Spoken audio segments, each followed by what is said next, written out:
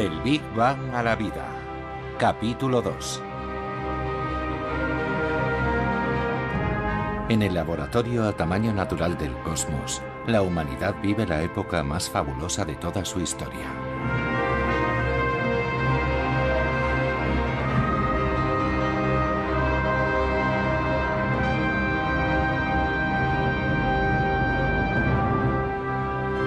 Las ciencias del universo están a punto de resolver algunos de los grandes enigmas y de cambiar para siempre nuestra visión del mundo.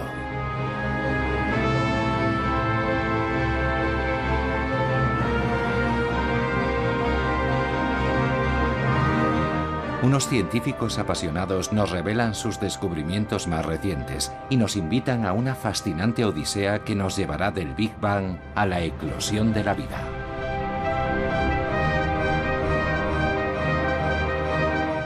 La ciencia debe ser considerada como una aventura.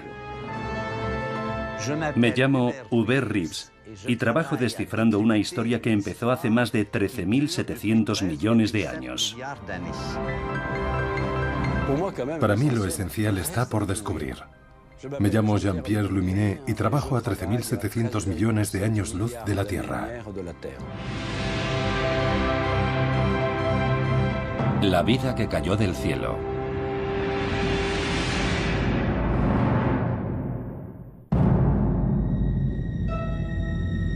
Nuestro universo es un gran ilusionista.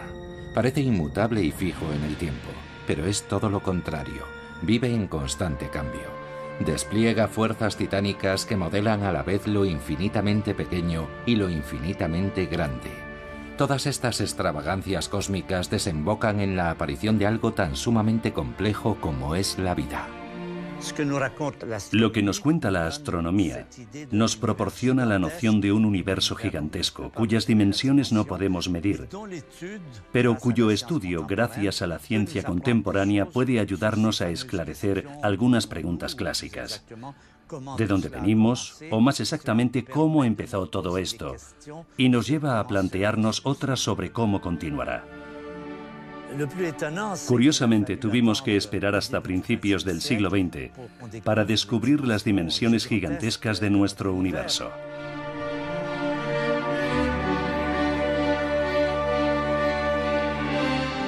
Resulta interesante saber que cuando Einstein hizo sus grandes descubrimientos, ni siquiera sospechaba que el universo fuera mucho más grande de lo que entonces se creía.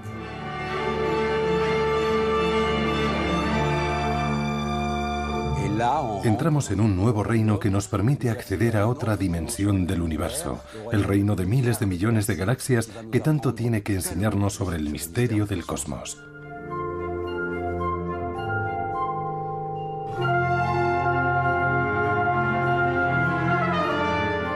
Desde el observatorio del Monte Palomar vamos a introducirnos en el camino que conduce a las galaxias, las grandes ciudades de estrellas, cuyo estudio ha cambiado radicalmente la visión que tenemos del universo.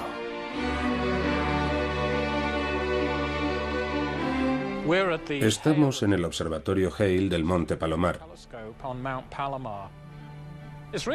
Su famoso telescopio de 5 metros ha permitido varios descubrimientos de gran importancia para la astronomía. Mediante el estudio de los cúmulos estelares se ha determinado la edad del universo. Soy Richard Ellis y trabajo a 13.000 millones de años luz de la Tierra.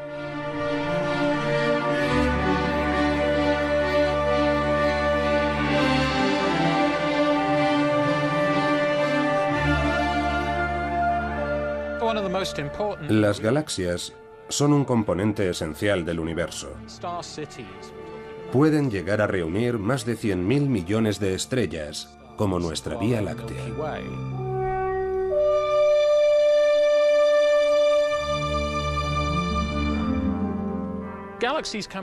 Las estrellas tienen diferentes tamaños y formas. La astronomía contemporánea está muy interesada en descubrir su auténtica edad y el origen de su diversidad.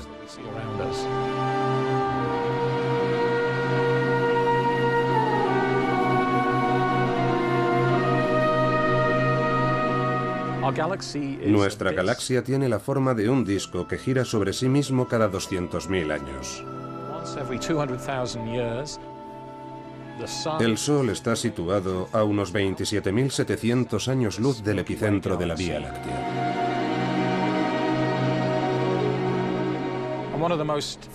Una de las imágenes más famosas del universo fue tomada por el telescopio Hubble, que puede observar durante semanas una sección muy pequeña del cielo de un tamaño semejante a un séptimo del diámetro de la Luna.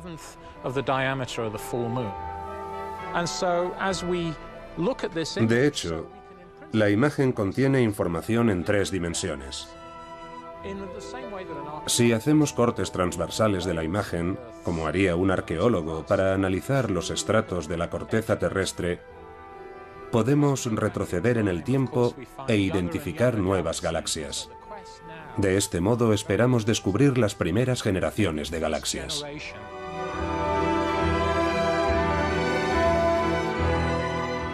Las galaxias con sus miles de millones de estrellas son estructuras colosales y sin embargo se mueven. En el transcurso de su movimiento, algunas galaxias pueden entrar en colisión.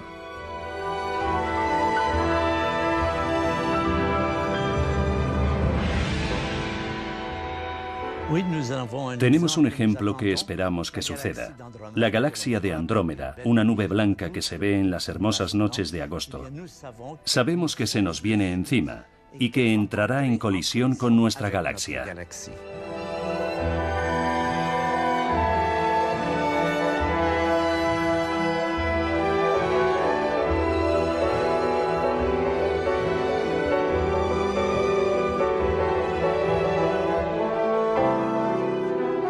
Que no cunda el pánico. No se trata de objetos sólidos chocando entre sí. No olvidemos que una galaxia está formada por estrellas esparcidas casi hasta el vacío que interaccionan muy lentamente. Se cruzan como si formaran parte de un ballet majestuoso. A veces se fusionan y otras se atraviesan y cambian de forma, dando lugar a cosas magníficas.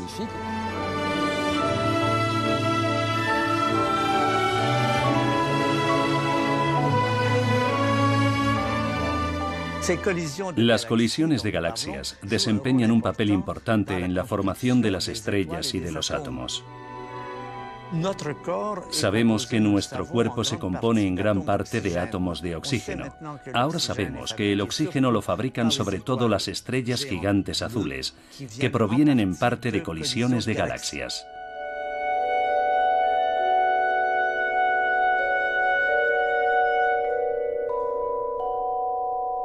Ahora que el telescopio Hubble nos proporciona cada día imágenes de un cosmos agitado y casi vivo, resulta difícil imaginar que hasta 1923 los sabios de todo el mundo lo creían inmóvil y fijo. Y lo que es más sorprendente aún, estaban convencidos de que todo el universo estaba contenido en una galaxia única, nuestra Vía Láctea.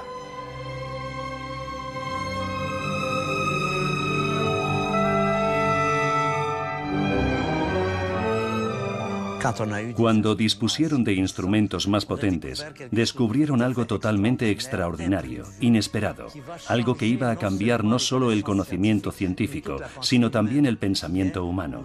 Estamos en un universo que tiene historia, estamos en un universo que cambia y lo hace profundamente.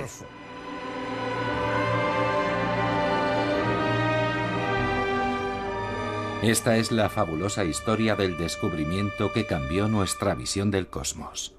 A principios del siglo pasado, en la cima del monte Wilson, cerca de Los Ángeles, se construyó un nuevo telescopio y contrataron a un astrónomo llamado Edwin Hubble, que tuvo el privilegio de ser el primero en utilizar unas revolucionarias placas fotográficas, 100 veces más sensibles que las que se habían utilizado hasta entonces. Hubble empezó a interesarse por la nebulosa de Andrómeda, que se ve a simple vista en el hemisferio norte como una pequeña mancha difusa. Fue el primero en demostrar que no se trataba de un pequeño cúmulo estelar, sino de otra galaxia, una galaxia completa, otra Vía Láctea mucho más alejada, a más de 2 millones de años luz. Este apasionante descubrimiento mostraba súbitamente al cosmos en toda su inmensidad. Edwin Hubble comprendió estupefacto que las otras manchas difusas del horizonte podían ser galaxias. La Vía Láctea no sería más que una isla en el archipiélago casi infinito de galaxias, del que todo estaba por descubrir. Hubble tomó una serie de galaxias vecinas, las más cercanas, y midió dos elementos. Midió la distancia y la velocidad de cada galaxia, si se acercaba o si se alejaba. Y ahí se encontró con otra gran sorpresa. Se dio cuenta de que todas o casi todas las galaxias se alejaban. Y no solo se alejaban, sino que además describían un movimiento muy particular que hacía que las que estaban más cerca se alejasen lentamente y las que estaban más lejos se alejasen deprisa, como si el universo tuviese un movimiento global. Este concepto se conoce con el nombre de expansión del universo.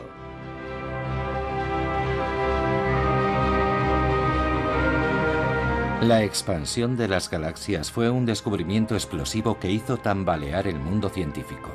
El mismo Edwin Hubble no se lo podía creer y buscó una explicación. Fue entonces cuando apareció en escena un gran físico y astrónomo belga, Georges Lemaitre. Durante un viaje de estudios a Estados Unidos, se entrevistó con Edwin Hubble, quien le puso al corriente de la intriga. Lemaitre tuvo una ocurrencia brillante que también iba a conmocionar a la ciencia.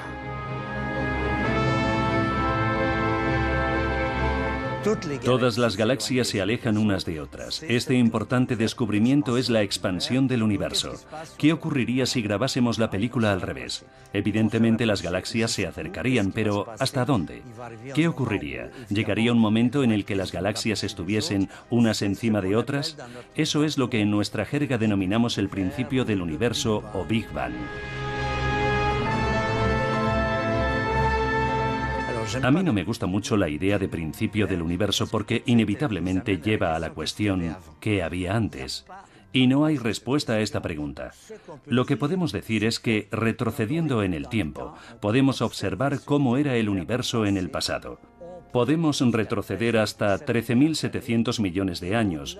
Más allá no se sabe nada. Es decir, no es un principio sino un horizonte. Es exactamente igual que cuando estamos a la orilla del mar. Vemos agua hasta el horizonte, pero no se nos ocurre pensar que se detiene ahí porque no vemos nada más allá. La ciencia debe ser considerada como aventura. Es la aventura del conocimiento. Sabemos cosas hasta un punto. Más allá de momento, no sabemos nada.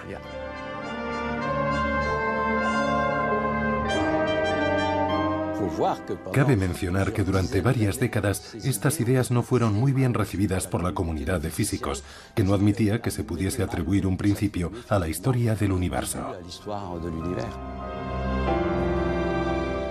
Se necesitaba una prueba irrefutable para convencer a la comunidad científica. Siguiendo los pasos de Georges Lemaitre, un investigador americano de origen ruso, Georges Gamow, demostró matemáticamente que al Big Bang le debió seguir un inmenso flash luminoso. Pero una radiación, si no es absorbida por algo, no deja de propagarse nunca. Por consiguiente, en el universo debería haber permanecido incluso hasta nuestros días un rastro luminoso de ese flash, un pálido eco de la formación de los mundos, como decía Lemaitre. ¿Puede detectarse una señal tan débil?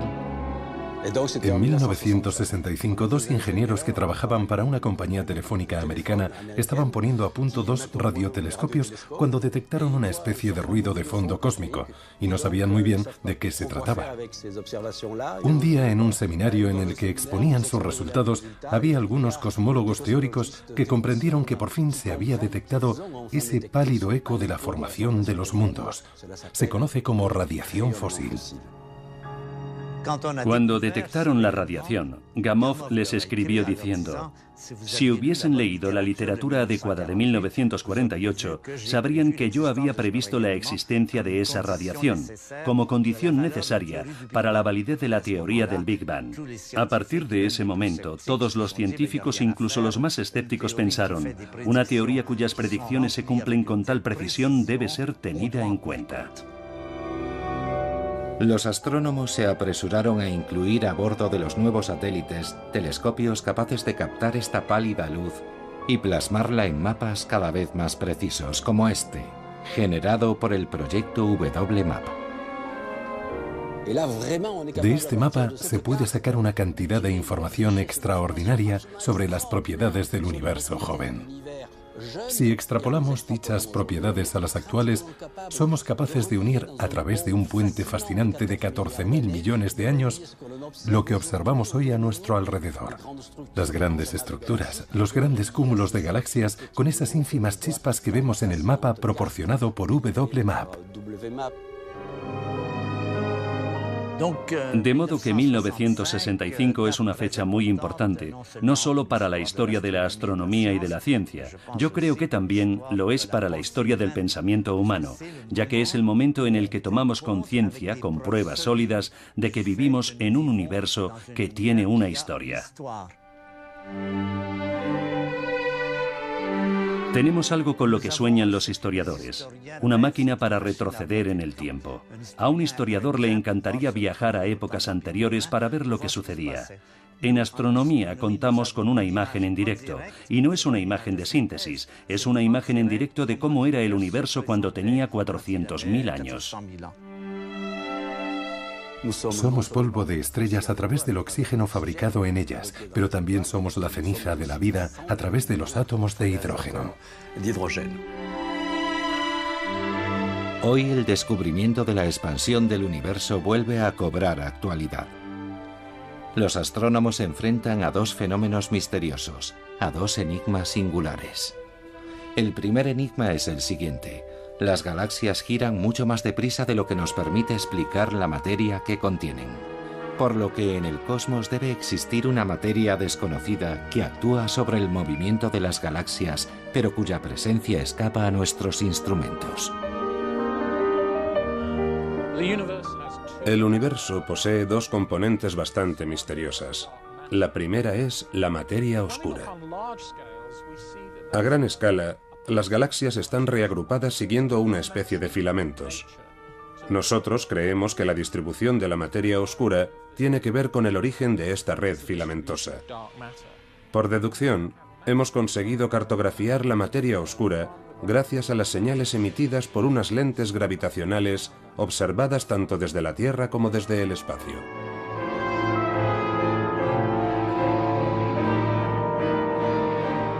Contra todo pronóstico es en la Tierra en donde astrónomos y físicos han conseguido comprender la naturaleza de esta materia misteriosa.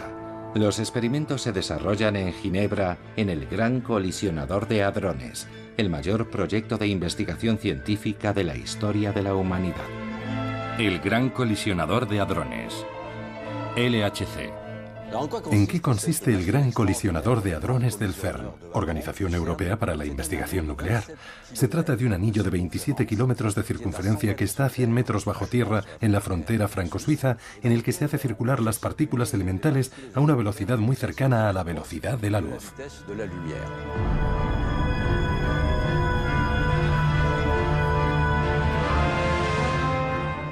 El gran acelerador de partículas del CERN permite reconstruir las condiciones que reinaban en el universo cuando era extraordinariamente joven, apenas unas 1000 millonésimas de segundo después del Big Bang, y así, tal vez resolver uno de los actuales misterios de la cosmología.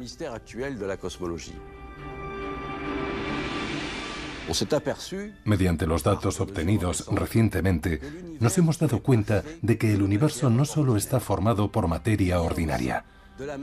Existe una materia oscura que no es atómica, no está constituida por protones, neutrones y electrones, como nosotros. El gran acelerador del CERN podría evidenciar precisamente este tipo de partículas y tal vez así comprender mejor el origen de la materia, del espacio y del tiempo.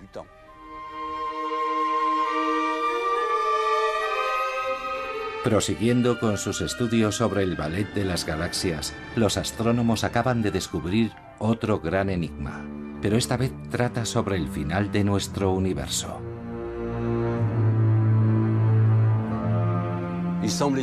Parece ser que en el universo existe otra forma de energía que denominamos energía negra o energía oscura. No se trata de materia, la materia gravita siempre. Así pues, la materia, ya sea atómica o no atómica, oscura o no oscura, tiende a frenar la expansión del universo. De modo que debe haber energía en estado difuso que acelere dicha expansión y que tenga propiedades repulsivas. Es un descubrimiento de suma importancia, desestabilizador y muy reciente. Los primeros sorprendidos fueron los científicos del grupo que lo realizó, entre quienes se encontraba Richard Ellis. Sabemos que el universo está en expansión y la fuerza de gravedad debería frenarla. Todos nos sorprendimos al comprobar que no solo la expansión del universo no se ralentizaba, sino que se aceleraba, que iba cada vez más deprisa. Al enigma de la materia oscura se suma el de la energía oscura. La materia de la que estamos hechos, los átomos y moléculas que componen todo lo que vemos, se denomina materia bariónica y constituye solamente el 5% del universo. La materia oscura, descubierta más recientemente, esa partícula todavía imperceptible, forma el 20% del universo. Y el 75% restante se compone de un misterioso ingrediente descubierto hace solo unos 10 años, la energía oscura. Estamos en la era de la cosmología de precisión. Hemos logrado medir las componentes del universo, pero 2 de ellas se nos escapan. Todavía nos queda mucho trabajo por delante. El universo está en expansión, las galaxias se alejan, lo que supone que el universo se enfría. Eso es el pasado, pero ¿qué pasa con el futuro? ¿Seguirá enfriándose indefinidamente? ¿Las galaxias seguirán alejándose cada vez más y las temperaturas serán cada vez más débiles? Es lo que los americanos denominan el Big Chill, es decir, el gran enfriamiento. O bien, después de un tiempo determinado, las galaxias, a imagen de una piedra que después de ser lanzada vuelve a caer, dejarán de alejarse, volverán tras sus pasos, y como consecuencia, la temperatura que estaba en descenso empezará a ascender hacia el Big Bang. Es lo que los americanos, con su lenguaje figurado, denominan The Big Crunch, el gran crujido.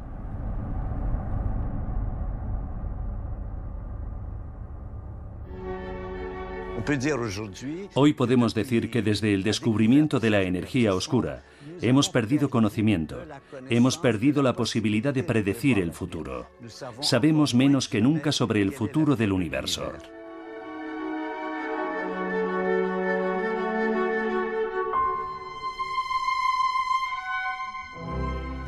Uno de los descubrimientos más importantes, más trepidantes de todos los estudios astrofísicos, son las escalas de tiempo.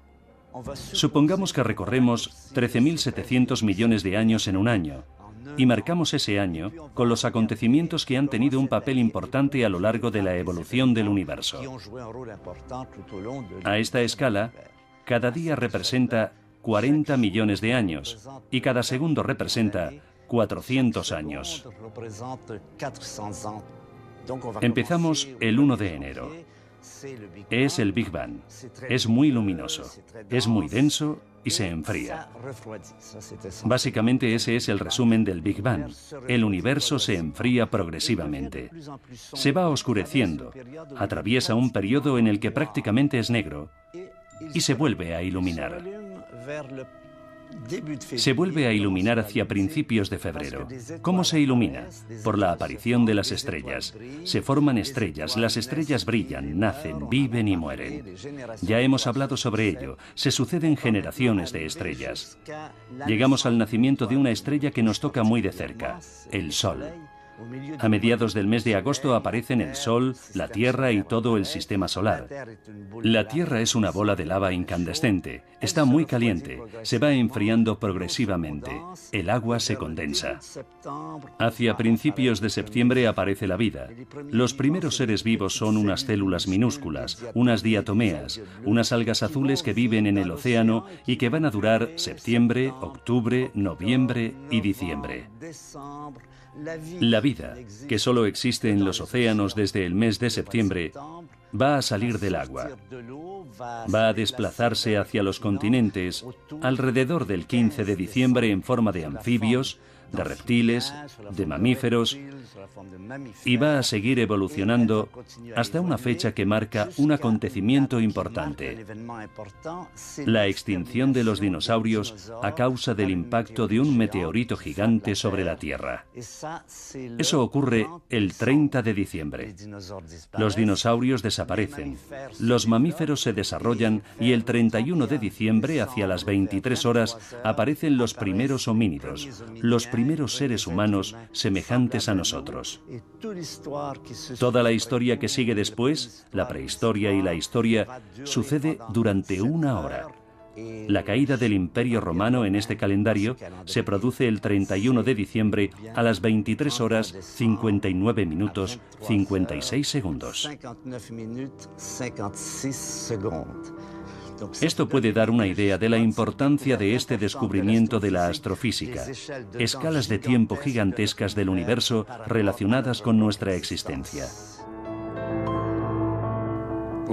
Fíjense, solo en esa hora del año cósmico, el Homo sapiens intenta comprender el inmenso universo que parece sobrepasarle completamente.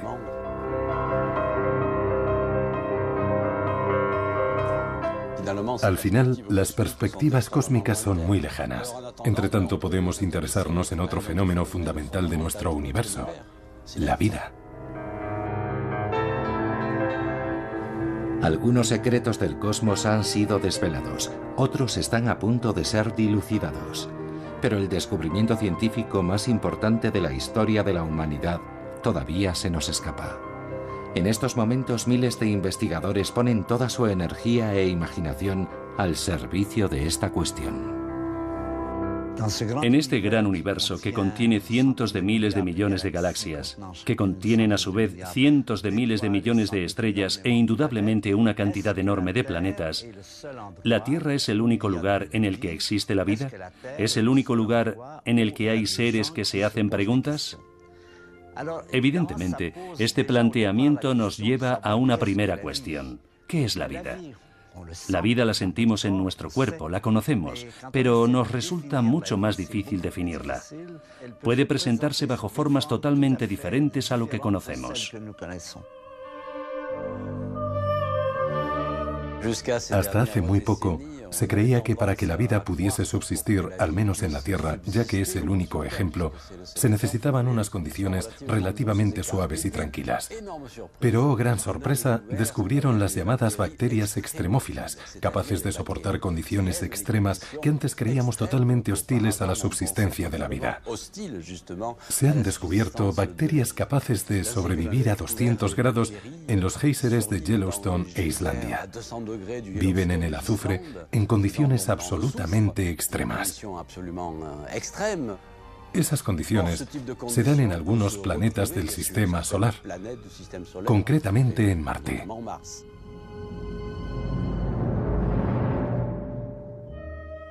Se han descubierto bacterias que viven en la atmósfera de la Tierra a 40 kilómetros de altitud, bombardeadas por las radiaciones ultravioletas. Entonces, ¿por qué no puede haber bacterias en la atmósfera de Venus? Las temperaturas son del orden de 80 grados, las condiciones atmosféricas son terribles, la atmósfera es extremadamente hostil. Pese a ello, podría haber bacterias capaces de soportar esas condiciones extremas.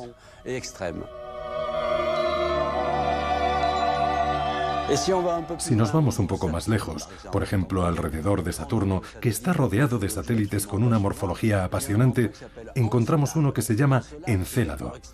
Encélado es un cuerpo extraordinario, helado, pero en el que se observan erupciones volcánicas de hielo. Bocanadas de humo y vapor de agua brotan de su superficie y se han detectado moléculas orgánicas. Prueba de que, tal vez prueba sea una palabra un poco fuerte, sugiere que quizás en el océano subglacial de Encélado exista una química compleja y, ¿por qué no?, bacterias. De modo que hay un amplio abanico de condiciones incluso dentro de nuestro pequeño sistema solar que permitirían la subsistencia de bacterias.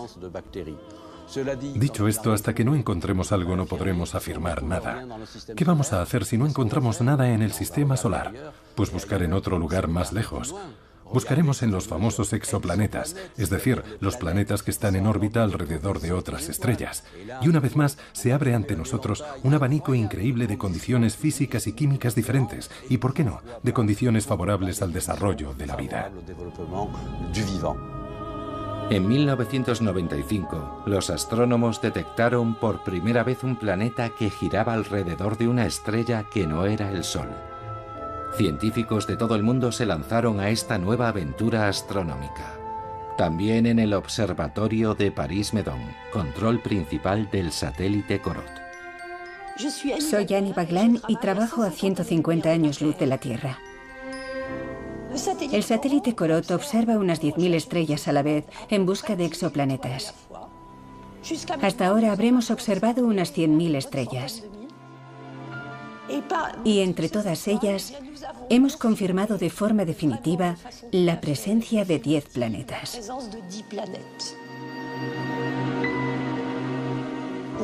La mayoría de los planetas que hemos descubierto son planetas grandes que se parecen a Júpiter, gaseosos, y que en ningún caso podrían albergar evoluciones biológicas semejantes a las de la Tierra. ¿Por qué hemos tardado tanto tiempo en detectar planetas alrededor de otras estrellas? Porque es muy difícil. La razón principal es que el planeta es un objeto pequeño, casi negro, que para nosotros se encuentra muy cerca de una estrella muy brillante. Es como si quisiéramos detectar una lucecita colocada delante de un faro. No veríamos la lucecita.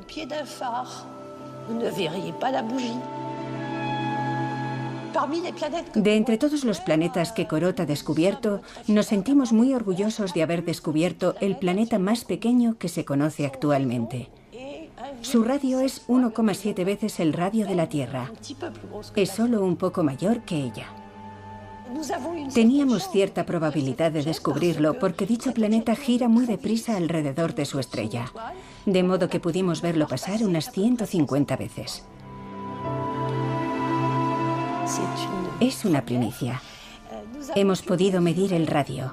Sin duda, la masa de este planeta debe estar compuesta de sílice. Quizás hielo diverso, hielo de agua y tal vez un núcleo de hierro como la Tierra.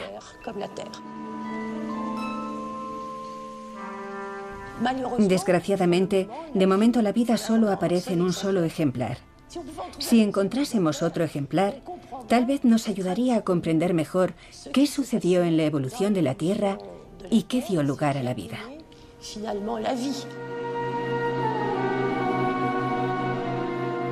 Corot ha allanado el camino al potente satélite Kepler, que rápidamente ha localizado alrededor de estrellas lejanas más de 100 planetas potencialmente semejantes a la Tierra. En 2014 tomará el relevo un telescopio espacial aún más potente, el James Webb.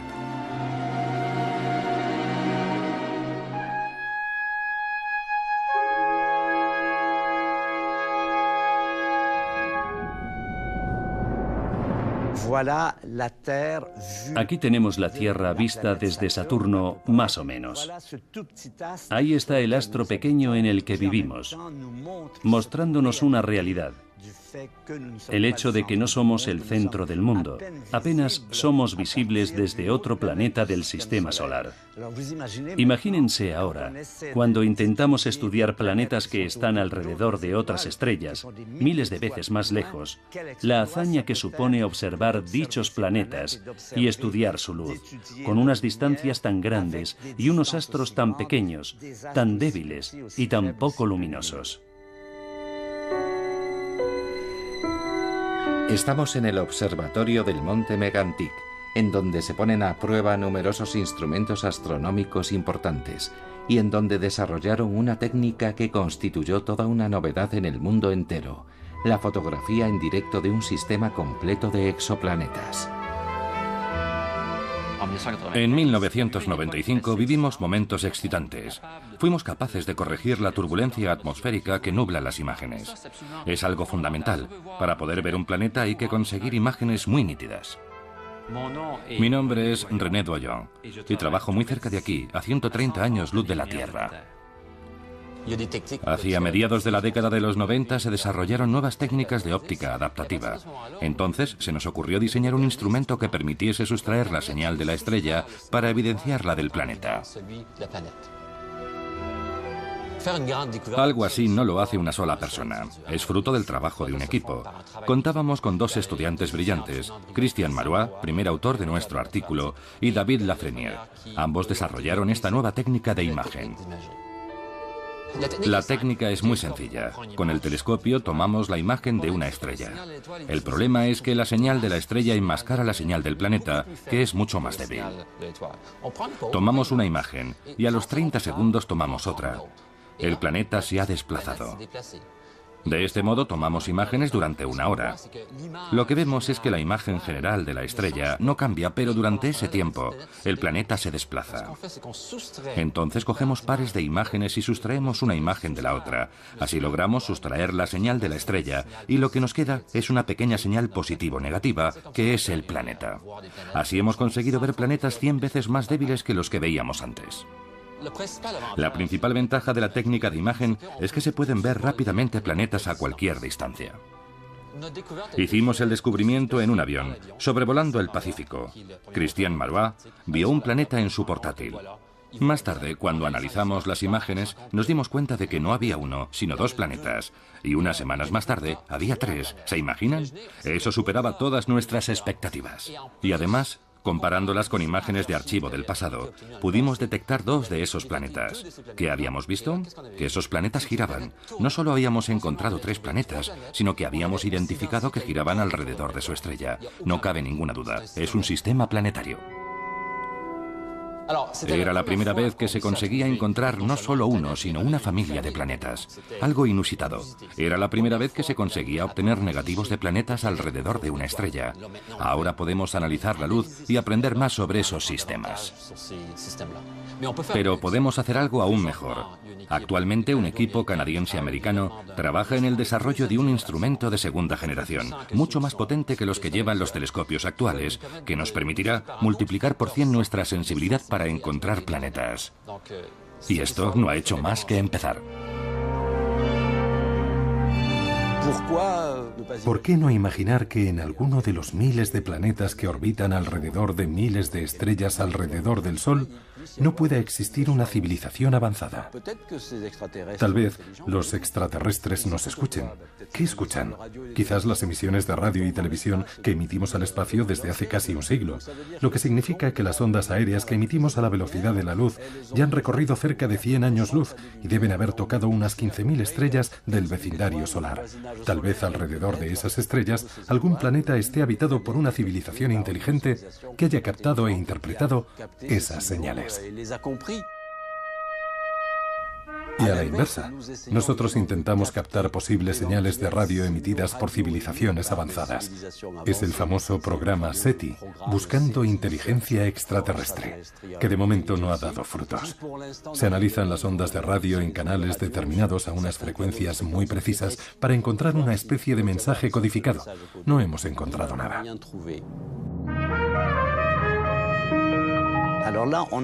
En este terreno nos vemos reducidos a las opiniones personales. Voy a darles la mía.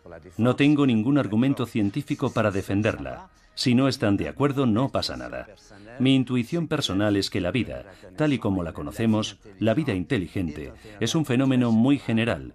Y hay millones, si no son miles de millones de grupos, que preparan programas de televisión en los que hacen debates para saber si existe vida en otro lugar.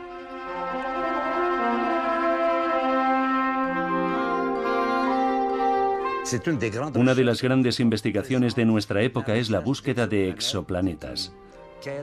Una búsqueda que está dando muchos resultados y que evidentemente es la primera etapa en dirección a la vida. La vida consiste en la interacción de moléculas muy complejas. Al principio la vida no existía en la Tierra, y es importante saber que probablemente surgió en torno a moléculas que encontramos en cometas, que encontramos en el espacio interestelar. Allí hay moléculas muy complejas que son muy importantes en la Tierra. Insisto, eso no significa que la vida venga del espacio. Es el eterno debate. La vida no llegó del espacio en forma de organismo microscópico que aterrizó en la Tierra. Nunca tendremos ninguna prueba de eso. Pero la vida utiliza moléculas que se asociaron en el espacio. Descubrimientos recientes han llevado a los astrónomos a pensar que podría ser que, no la vida, sino las condiciones adecuadas para la aparición de la vida, estuviesen diseminadas por el universo. A veces de los confines del sistema solar nos llegan unos mensajeros muy particulares, que nos traen pruebas resplandecientes, los meteoritos.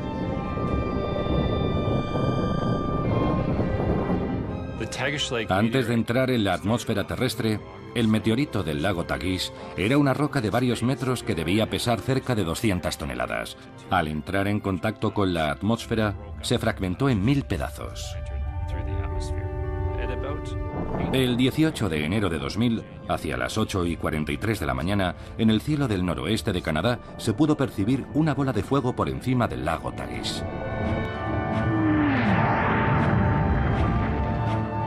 La bola de fuego fue filmada por videoaficionados y el Departamento de Defensa Nacional de Estados Unidos estableció un perímetro de seguridad. Soy Chris Hurd y trabajo a 500 millones de años luz de la Tierra. El 25 de enero, paseando alrededor del lago Tagish, un vecino de Atlin vio hundidos en la superficie helada del lago lo que él creyó ser excrementos de lobo. Pero resultaron ser restos del meteorito. Pocos días después, una muestra fue enviada al Johnson Space Center de la NASA para ser analizada y clasificada.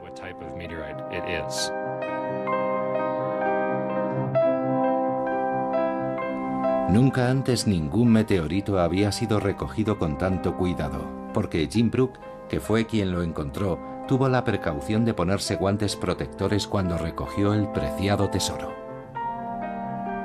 Al día siguiente, una espectacular tormenta de nieve sepultó el resto de los fragmentos del meteorito. Aunque más tarde los científicos pudieron recuperar otros 500 fragmentos, ninguno de ellos mantenía la pureza original y única de los fragmentos recogidos por Jim Brook, que fueron enviados a la NASA para ser analizados.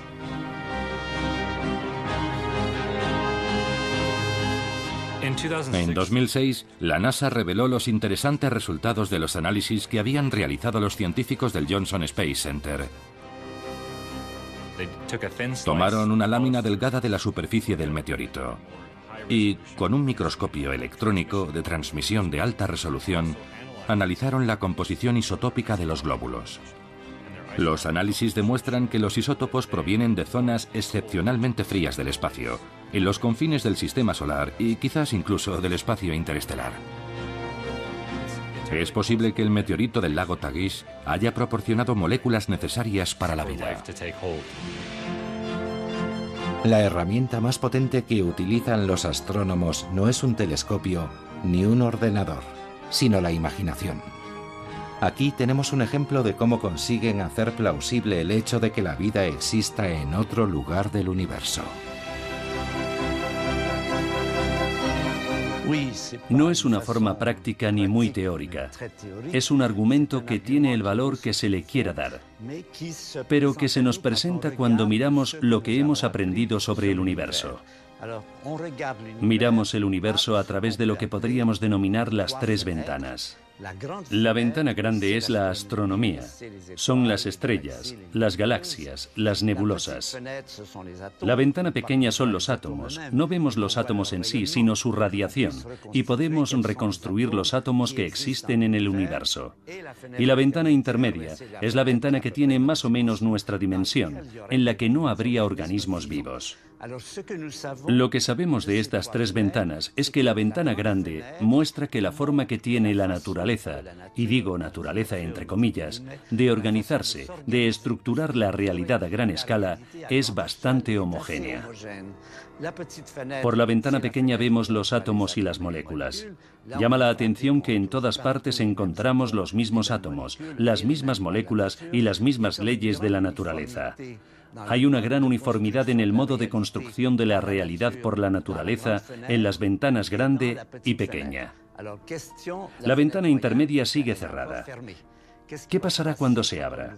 Es decir, cuando tengamos información sobre cuestiones como ¿existen estructuras más avanzadas, organizadas? ¿Estructuras vivas que tradicionalmente tienen dimensiones intermedias entre el milímetro y varios metros?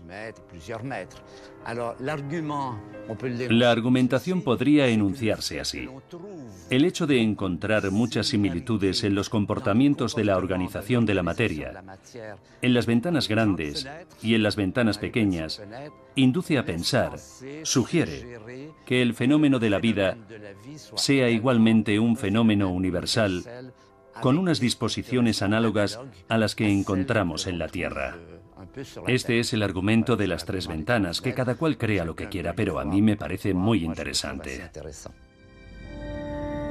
Imaginemos el día en el que nuestros instrumentos localicen un planeta habitable alrededor de otra estrella.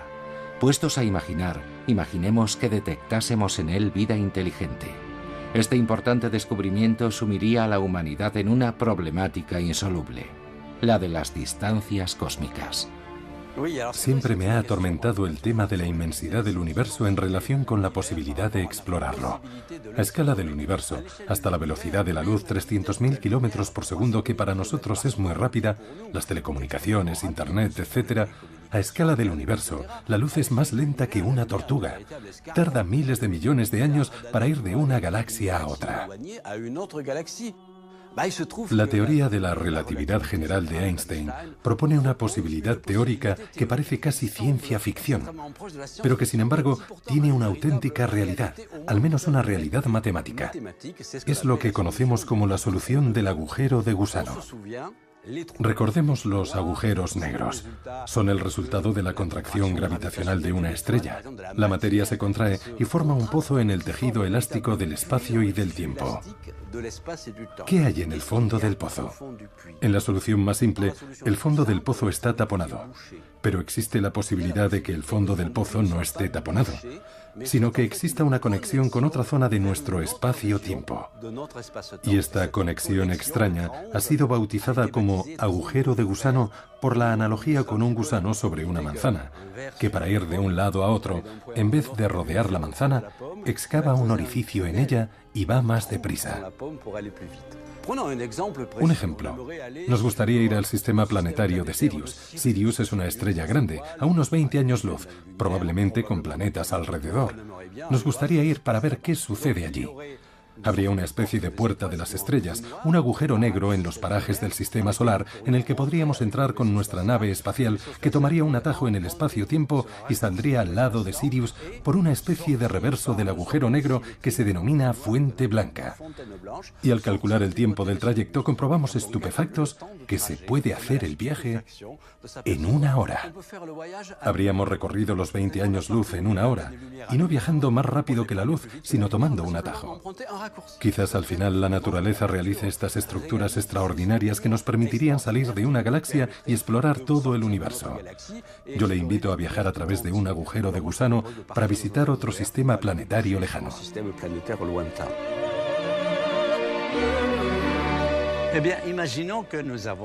Imaginemos que hemos conseguido alcanzar Vega o Sirius. La cuestión que nos fascina es cómo otras civilizaciones, si es que las hay, han pasado lo que podríamos llamar un examen de paso, de control de su potencia. ¿Con qué nos podríamos encontrar? Podríamos encontrarnos dos cosas. Podríamos encontrarnos con planetas cubiertos de restos radiactivos o de detritus. Serían los de las civilizaciones que no hubiesen sido capaces de pasar el examen. Y al contrario, encontrar planetas verdes, saludables, en donde las gentes hubieran conseguido pasar el examen y convivir con su poder, utilizándolo para el bien de la sociedad y no para su autodestrucción. Podríamos hacerles algunas preguntas, como por ejemplo, ¿qué sucedió cuando llegaron al nivel en el que estamos nosotros actualmente? Podríamos pedirles algunos consejos necesarios para conservar nuestro planeta, la Tierra, para que siga siendo habitable. En mi caso, la pregunta pregunta que haría si encontrase un planeta que hubiese logrado sobrepasar este nivel dominando su potencia sería: ¿cómo lo han hecho? Nosotros nos enfrentamos a grandes problemas.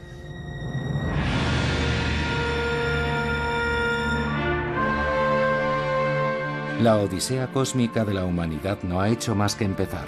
Sin embargo, en menos de un siglo hemos pasado de una percepción estrictamente planetaria a una visión casi infinita, que va del Big Bang a la vida.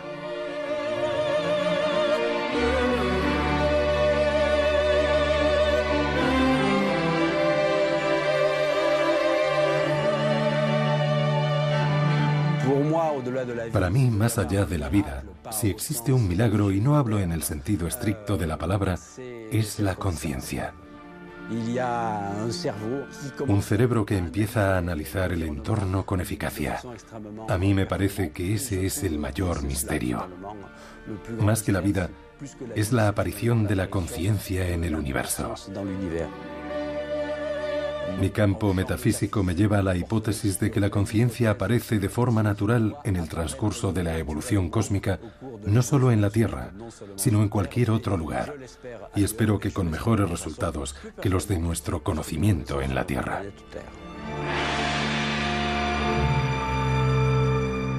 Vivimos en un universo que tiene una historia, un universo en el que suceden cosas y empezamos a comprenderlas hasta cierto punto. Podemos establecer la cronología de los acontecimientos del universo. Para nosotros lo interesante es relacionar nuestra existencia aquí, hoy, con unos fenómenos de dimensiones gigantescas que se produjeron durante periodos de tiempo gigantescos y comprender que todo eso forma parte de nuestra historia.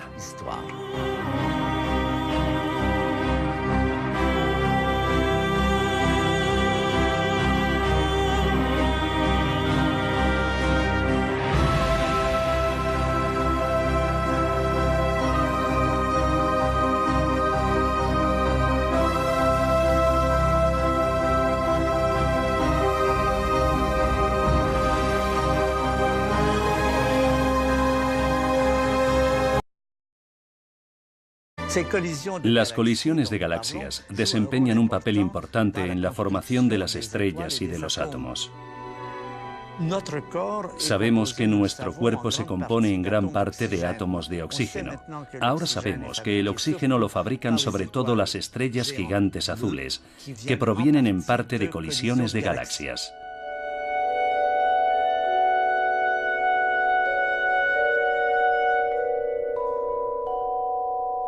Ahora que el telescopio Hubble nos proporciona cada día imágenes de un cosmos agitado y casi vivo, resulta difícil imaginar que hasta 1923 los sabios de todo el mundo lo creían inmóvil y fijo. Y lo que es más sorprendente aún, estaban convencidos de que todo el universo estaba contenido en una galaxia única, nuestra Vía Láctea.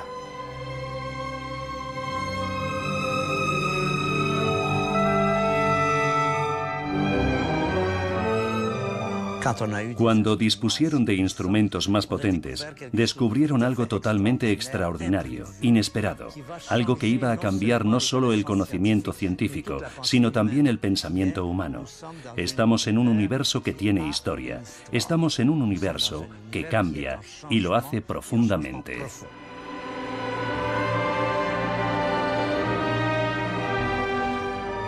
Esta es la fabulosa historia del descubrimiento que cambió nuestra visión del cosmos.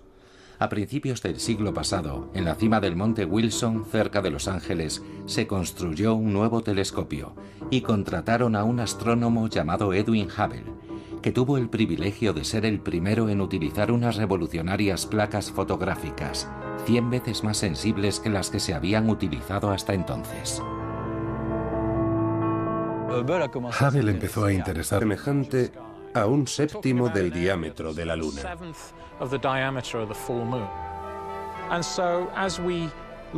De hecho, la imagen contiene información en 3 dimensiones. Si hacemos cortes transversales de la imagen, como haría un arqueólogo para analizar los estratos de la corteza terrestre, podemos retroceder en el tiempo e identificar nuevas galaxias.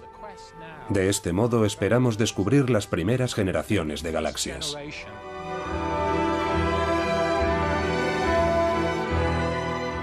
Las galaxias con sus miles de millones de estrellas son estructuras colosales y sin embargo se mueven.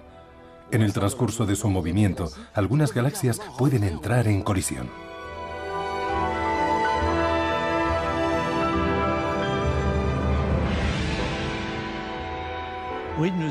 Tenemos un ejemplo que esperamos que suceda. La galaxia de Andrómeda, una nube blanca que se ve en las hermosas noches de agosto. Sabemos que se nos viene encima y que entrará en colisión con nuestra galaxia.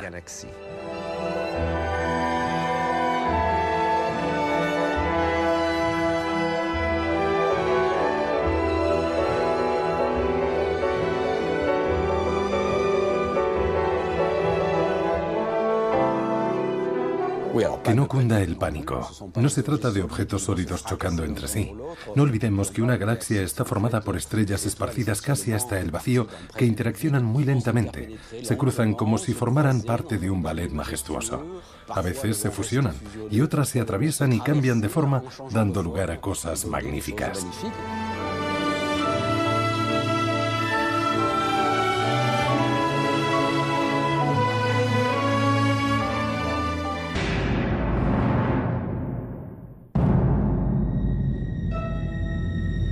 Nuestro universo es un gran ilusionista. Parece inmutable y fijo en el tiempo, pero es todo lo contrario. Vive en constante cambio. Despliega fuerzas titánicas que modelan a la vez lo infinitamente pequeño y lo infinitamente grande. Todas estas extravagancias cósmicas desembocan en la aparición de algo tan sumamente complejo como es la vida. Lo que nos cuenta la astronomía nos proporciona la noción de un universo gigantesco cuyas dimensiones no podemos medir, pero cuyo estudio, gracias a la ciencia contemporánea, puede ayudarnos a esclarecer algunas preguntas clásicas. ¿De dónde venimos? O más exactamente, ¿cómo empezó todo esto? Y nos lleva a plantearnos otras sobre cómo continuará. Curiosamente, tuvimos que esperar hasta principios del siglo XX para descubrir las dimensiones gigantescas de nuestro universo.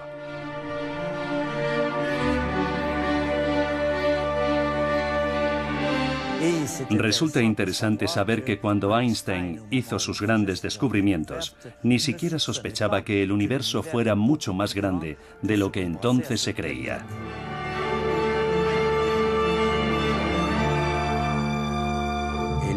Entramos en un nuevo reino que nos permite acceder a otra dimensión del universo, el reino de miles de millones de galaxias que tanto tiene que enseñarnos sobre el misterio del cosmos.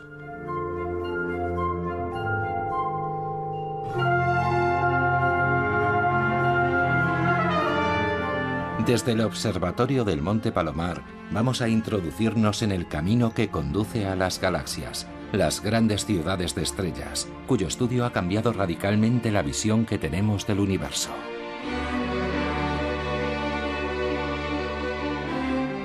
Estamos en el observatorio Hale del Monte Palomar. Su famoso telescopio de 5 metros ha permitido varios descubrimientos de gran importancia para la astronomía. Mediante el estudio de los cúmulos estelares se ha determinado la edad del universo. Soy Richard Ellis y trabajo a 13.000 millones de años luz de la Tierra.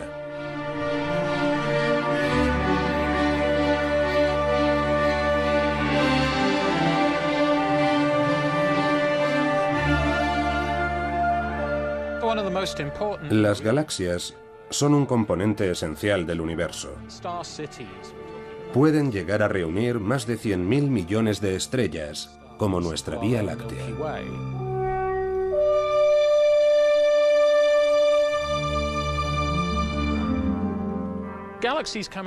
Las estrellas tienen diferentes tamaños y formas. La astronomía contemporánea está muy interesada en descubrir su auténtica edad y el origen de su diversidad.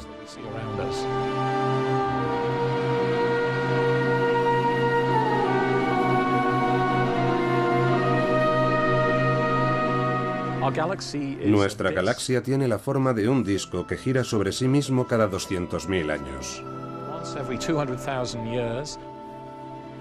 El Sol está situado a unos 27.700 años luz del epicentro de la Vía Láctea.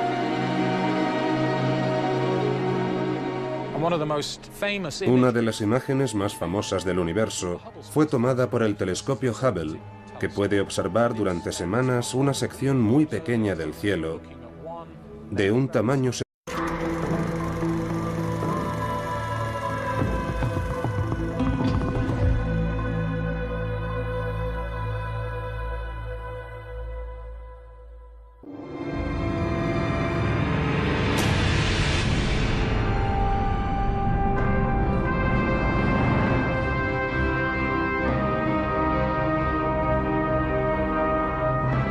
Del Big Bang a la vida. Capítulo 2. En el laboratorio a tamaño natural del cosmos, la humanidad vive la época más fabulosa de toda su historia.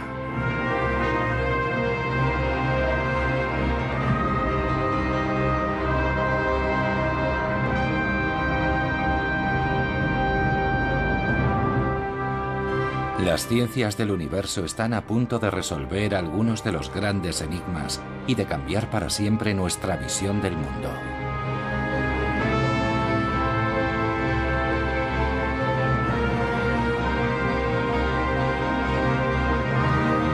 Unos científicos apasionados nos revelan sus descubrimientos más recientes y nos invitan a una fascinante odisea que nos llevará del Big Bang a la eclosión de la vida.